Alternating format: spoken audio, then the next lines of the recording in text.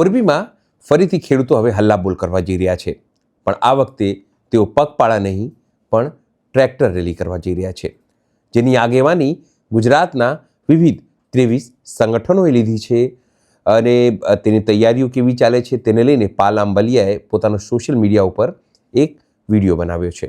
આવો જોઈએ આ વિડીયોમાં તેઓ તૈયારી અંગે શું કહ્યું છે। જય જવાન જય કિસાન મિત્રો, આપ સૌ જાણો છો કે ગુજરાત સરકાર દ્વારા 2017 થી 2025ની વચ્ચે સમજો 2017 થી 2025 સુધીમાં આ ખાનગી મહાકાય રાક્ષસી વીજ લાઇન કંપનીઓને ફેવર કરવા માટે એમના સમર્થનમાં રાજ્ય સરકારે એવા પરિપત્રો કર્યા છે।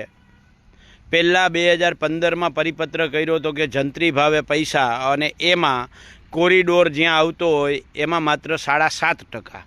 ત્યાર પછી સરકારે એમાંથી વધારીને 7.5ના 15% કર્યા, 15%ના 25% કર્યા, પણ 2013ના જમીન સંપાદનના કાયદા મુજબ માર્કેટ ભાવના 4 ગણું વળતર આપવાનો પરિપત્ર હજી સુધી કર્યો નથી।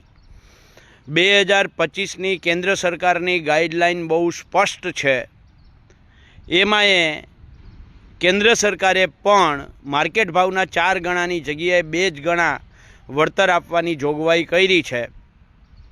રાજ્ય સરકાર છે એ માર્કેટ ભાવના 2 ગણા આપવાનો પણ પરિપત્ર અત્યાર સુધીમાં કર્યો નથી। ગુજરાત કિસાન સંઘર્ષ સમિતિની ટીમ અને ગુજરાત ખેડૂત સમાજની ટીમે સાઉથ ગુજરાતમાં લડાઈ કરી અને નવસારી કલેક્ટર પાસે માર્કેટ ભાવના 4 ગણું વળતર આપવાનો જે હુકમ કરાવડાવ્યો હતો, એવો જ પરિપત્ર રાજસ્થાન સરકારે ગયા વર્ષે 2025માં રાજસ્થાનમાં જે વીજ લાઈનો નીકળે છે એના માટે પરિપત્ર કરી દીધો છે। માર્કેટ ભાવના 4 ગણું વળતર આપવાનો પરિપત્ર રાજસ્થાન સરકારે 2013ના જમીન સંપાદનના કાયદાને આધારે કરી દીધો છે। તો ગુજરાત સરકારને શું પેટમાં દુખે છે? આ લડાઈ જે છે એ આ ખાનગી વીજ કંપનીઓ અને ગુજરાત સરકાર સામેની લડાઈ છે, કોઈ એક કંપની સામેની લડાઈ નથી। આપણી માંગ આમ તો જોઉં તો કંપની સામેની ડાયરેક્ટ સરકાર સામેની લડાઈ છે કે રાજ્ય સરકાર માર્કેટ ભાવના 4 ગણું વળતર આપવાનો પરિપત્ર કરે। આ માંગ સાથે આવતીકાલે મોરબી આ જગ્યાએ જ્યાં હું ઊભો છું, જો અત્યારે તૈયારીઓ ચાલે છે, મહેશભાઈ રાજકોટિયા અને આખી ટીમ આવતીકાલે આ જગ્યાએ આપણે એક શરૂઆતમાં સભા કરીશું અને ત્યારબાદ અહીંયાથી ટંકારાથી લતીપર રોડ ઉપર કલાણ પર જે ગામનું પાટિયું છે ત્યાં અવસર પાર્ટી પ્લોટ છે, ત્યાં ભેગા થવાનું છે। અહીંયા સભા કર્યા પછી ઓછામાં ઓછા 500 થી 700 ટ્રેક્ટરો, જે ગુજરાતમાં અત્યાર સુધી ગુજરાતના ઇતિહાસમાં ખેડૂતોએ 500-700 ટ્રેક્ટરો લઈ અને ક્યારેય ટ્રેક્ટર યાત્રા કે રેલી કરી નથી। આવતીકાલે હું ટંકારા અને વાંકાનેર તાલુકાના ખેડૂતોને ખૂબ અભિનંદન આપું છું કે અત્યારે લગભગ અમારી પાસે 700 થી 800 ટ્રેક્ટરોનું રજિસ્ટ્રેશન થઈ અને આવી ગયું છે। એટલે આવતીકાલે ટંકારાથી મોરબી સુધી ટ્રેક્ટર જ દેખાશે, અને આ ટ્રેક્ટર યાત્રામાં તમે કયા જિલ્લાના છો એ મહત્ત્વનું નથી, તમે કઈ જ્ઞાતિના છો, કયા ધર્મના છો કે કયા પક્ષમાં માનવાવાળા છો એ મહત્ત્વનું નથી। અમારો ગુજરાત કિસાન સંઘર્ષ સમિતિનો બહુ સ્પષ્ટ કોલ છે, મારી જાતિ ખેડૂત, મારો ધર્મ ખેડૂત, મારો પક્ષ ખેડૂત।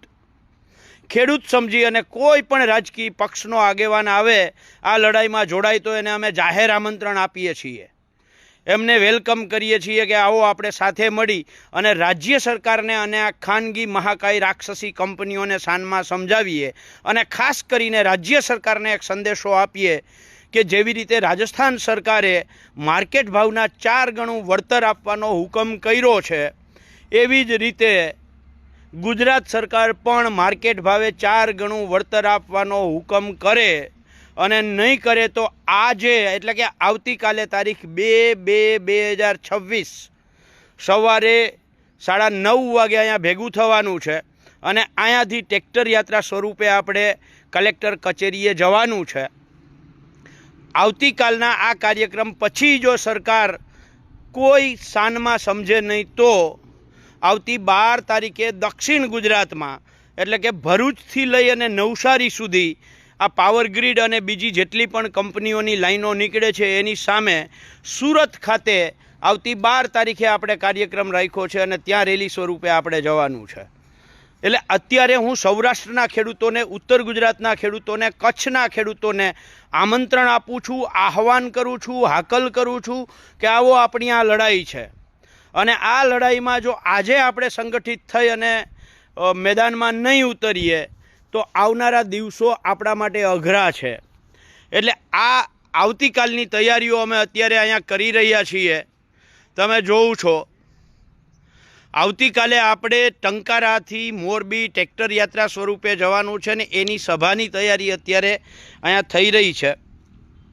તો આવતીકાલે તમે કચ્છના ખેડૂત છો, તમે બનાસકાંઠા, વાવથરાદ, પાટણના ખેડૂત છો, તમે સુરેન્દ્રનગરના ખેડૂત છો, તમે રાજકોટ, જામનગર, દ્વારકા કે મોરબી જિલ્લાના ખેડૂતો છો.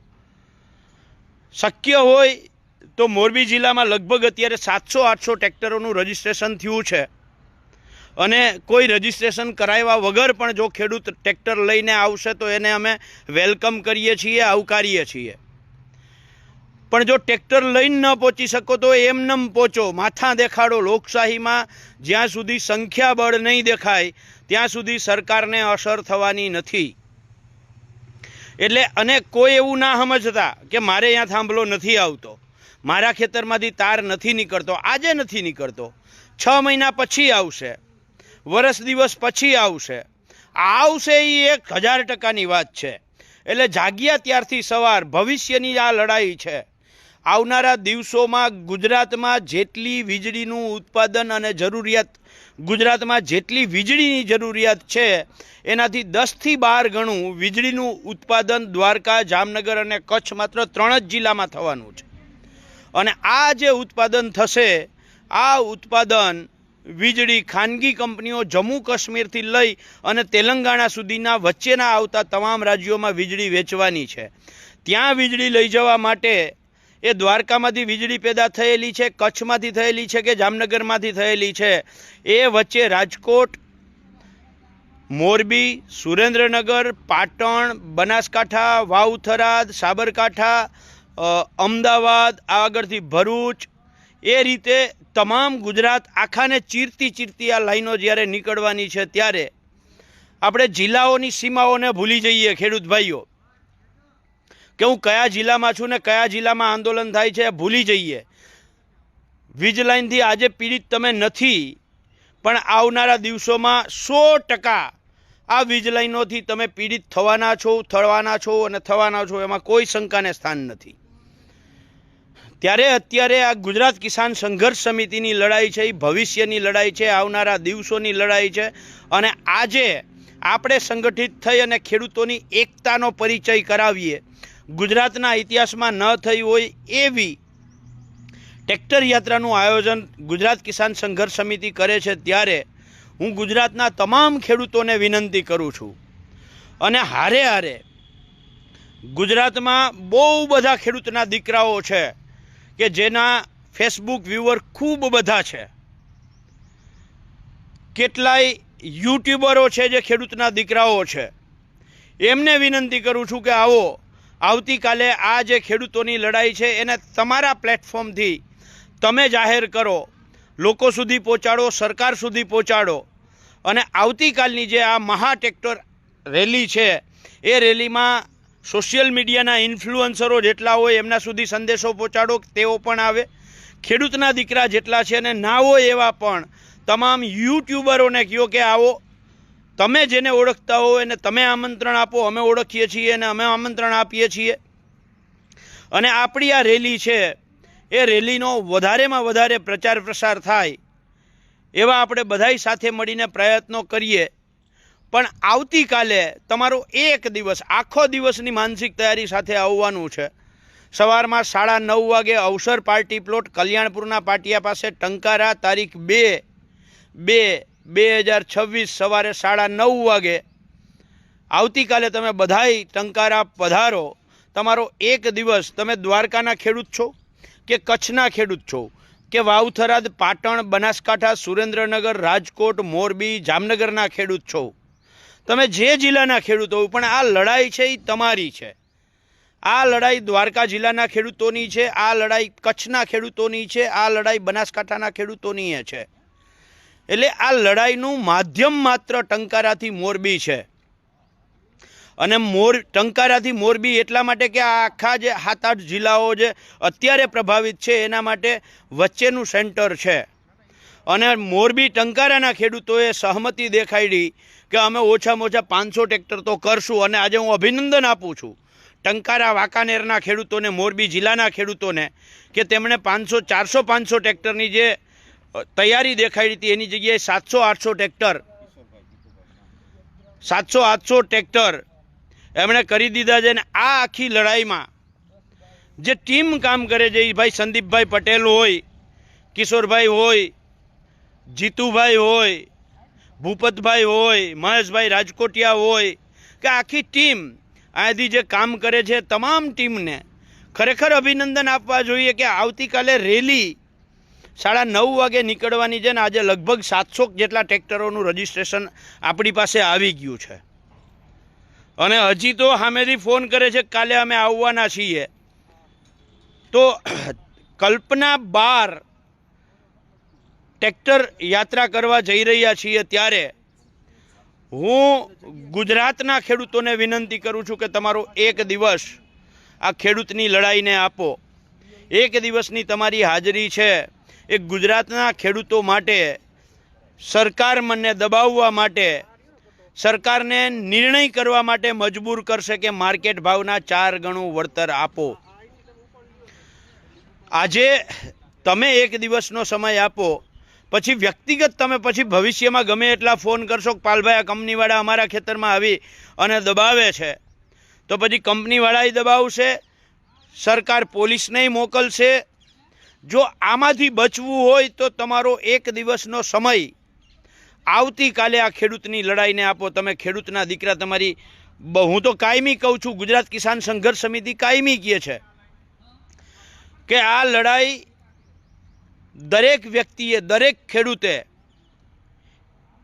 એક જ નારા સાથે મારો ધર્મ ખેડૂત, મારી જાતિ ખેડૂત, મારો પક્ષ ખેડૂત, આ ઉદ્દેશ સાથે, અને દરેક વ્યક્તિ પોતે જ નક્કી કરી લે કે હું ખેડૂત છું. આપણે ખેડૂત સામાન્ય રીતે આ સરકારોએ સાથે મળી અને કેવા કરી દીધા છે કે મજૂરી કરવા માટે ખેડૂત કરી દીધા છે.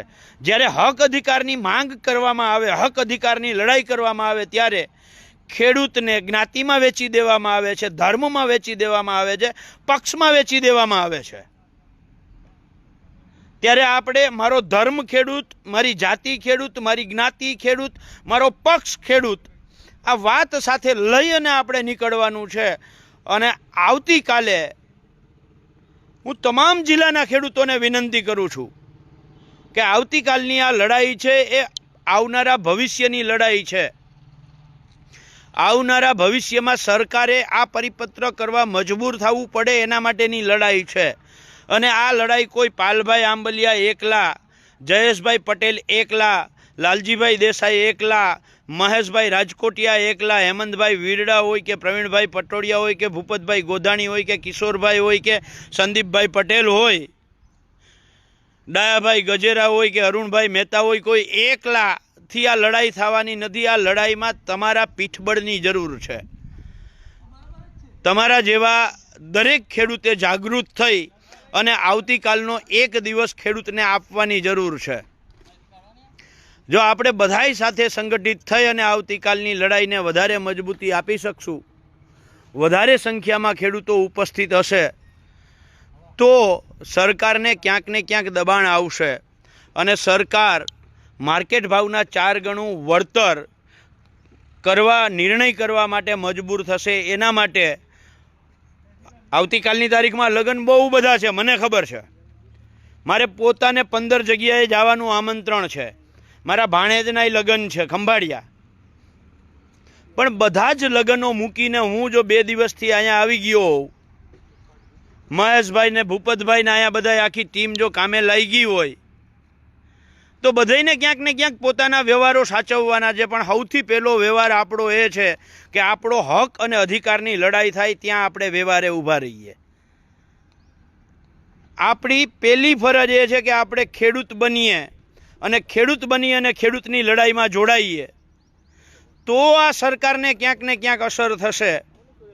અને હું આપ સૌ ગુજરાતના ખેડૂતોને વિનંતી કરું છું કે આવતીકાલે ગુજરાતમાં અગાઉ ક્યારેય ના થઈ હોય એવી ઐતિહાસિક ટ્રેક્ટર રેલી થવા જઈ રહી છે. 500 થી 700 ટ્રેક્ટરો અત્યારે રજીસ્ટ્રેશન, 500 થી 700 નહીં, 700 ટ્રેક્ટરોનું અત્યારે ઓલરેડી રજીસ્ટ્રેશન થઈ ગયું છે. આવતીકાલે કલ્પના બાર, મને એવું લાગે છે કે અહીંથી ટંકારાથી મોરબીના રોડ ઉપર ટ્રેક્ટર જ દેખાશે.